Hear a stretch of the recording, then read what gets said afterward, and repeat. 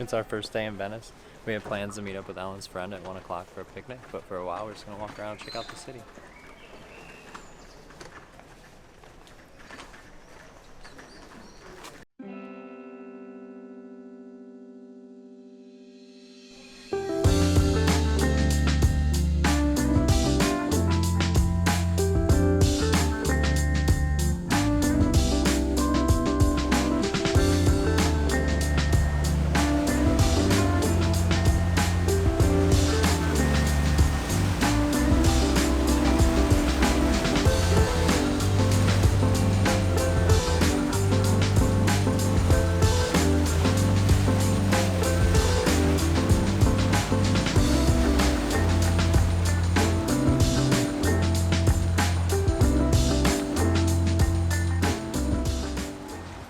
Alright, so Rob told you guys that we're in Venice for the day. We had a long travel day yesterday.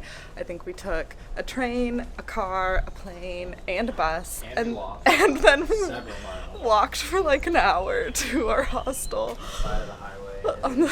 On the side. It was not our best moment. And we learned from that decision for sure, but we're excited to be in Venice. It's beautiful so far. We love it. So, yeah, take you along on the adventure.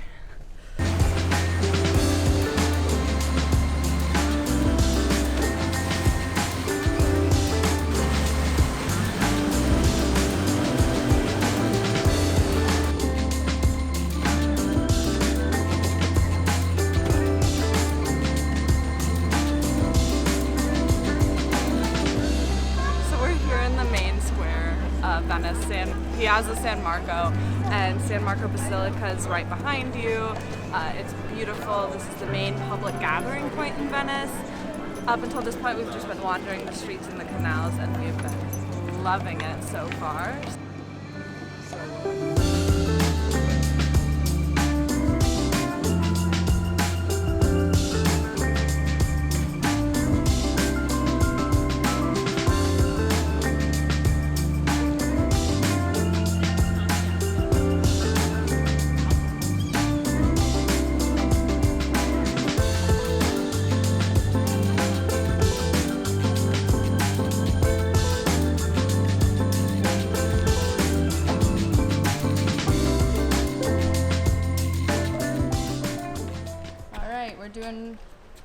We're doing ice cream reviews.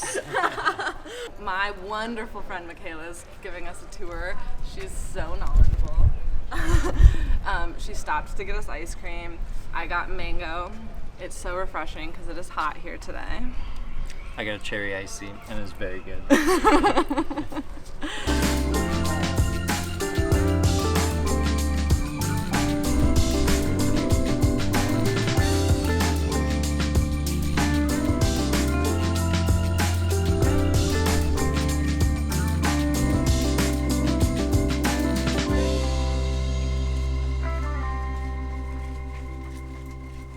The historical city of Venice alone is made up of 300 islands. We have on the north side at least 6 or 7 islands. The north side of the lagoon has the glass-making island, Murano, the lace-making island, Burano. It has Farming Island. These are my names. Farming Island, which is Sant'Erasmo. And then it has islands that are semi-agricultural, semi-empty space, Certosa, Vignole. Then on the south side of the lagoon, you have Giudecca, a long island that basically spans not the whole city of Venice, but a large part of it, and it's just the southern tip. And then you have an island that's the barrier reef that basically blocks Venice's view to the Adriatic, called Lido. And that's the barrier reef. It has a beach on one end. Then you have, on the north side, you have the cemetery island, San Michele. Then you have a whole string of islands that I think in the, I don't know when, 15th century, I'm not sure, when there was a plague, the plague victims were put on these islands. They're called Lazzaretto and Lazzaretto Nuovo. So they're kind of haunted islands. They were places where the plague victims were put, and then also kind of hospital semi-spaces. I've never been.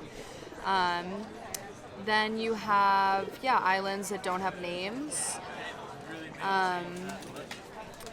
You have islands that are connected to the Venetian central islands. So you have an island called San Giorgio Maggiore that's, you have to take a boat to get there, but it's a church island and it has a whole kind of garden as well. Then you have Santa Elena, which it has, it goes from the public gardens on the far point of Venice towards Lido.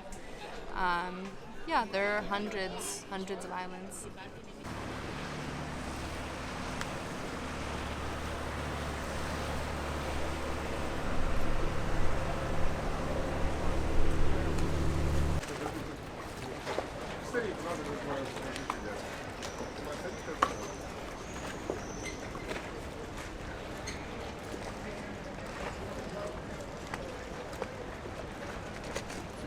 All this, like these masts, would have been basically, smashed in. They're called like battibali, like the people, and they also have like songs that would smash these into the mud. So like we are on like a bit of mud, a bit of water. But yeah, this, I think it's like similar to this. Okay. And then you build a foundation based on that. So that makes it so that whatever marshland is like more solid. And then on that, I imagine like you fill in like sand, you fill in rocks, and then you build like foundations. It's sinking something like 3 millimeters a year. Wow. I'm surprised we haven't seen any of these crumble, or maybe yeah. I mean, these are relatively new. Like you can see that one there, it's like totally eroded. But what I was saying before is like basically when these go in the mud, they don't erode because there's no oxygen down there. Right. The issue is just like the weight of the city is crumbling, and then also I think like with the sea level rise or tides, like there's also constant erosion that's happening. So I don't know, like when they built Venice, like how long they thought it would last. Probably thought it would last forever. They probably wanted it to, surely.